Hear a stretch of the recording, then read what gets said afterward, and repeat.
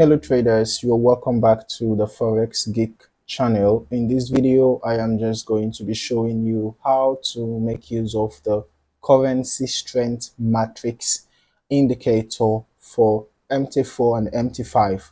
All right, if you want to get access to the indicator, just check the description below for the links. Okay. So I'm going to be adding the indicator to the chart right now. MQLTA currency strength matrix. Okay, this is the MT5 platform. Ensure that you just briefly look at the input settings in case if there is anything you want to modify. All right, we have the bars of difference between calculations, we have the MA period, the MA method, RSI period, and so on and so forth. Okay, and then with respect to the time frames and the currencies, you know, if you want any of them to be disabled, you can just disable it from the settings here. All right, so this indicator basically gives a view of the forex market, you know, in a dashboard here.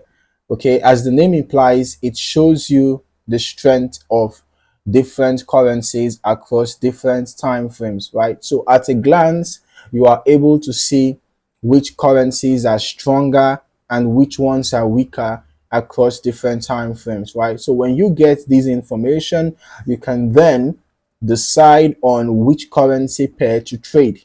For example, if you have a stronger US dollar, if you are a scalper, of course, you want to trade on smaller time frames. If you are a swing trader, perhaps you might be looking at the H4, H1, D1, as the case may be, right? So, for example, the US dollar is currently bearish on the daily time frame, is bearish on the H4 as well.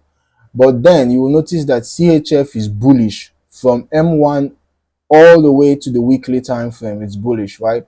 So since the US dollar is bearish on the H4, the D1, the H1, if you want to trade USD CHF, right? So you'll be looking at a weaker dollar versus a stronger Swiss franc. In that case, you want to sell USD CHF, right? Because since the CHF is the quote currency, it's the quote currency and the stronger currency at the time, you'll be looking at selling USD CHF. Okay, so this indicator gives you information about strength of currencies. Then you decide which currency pairs you're going to trade based on the information given. Okay, so if you have not yet subscribed to this channel, you might want to do that now and turn on your notifications so that you do not miss out on more valuable content like this. Thank you for watching. See you in the next video.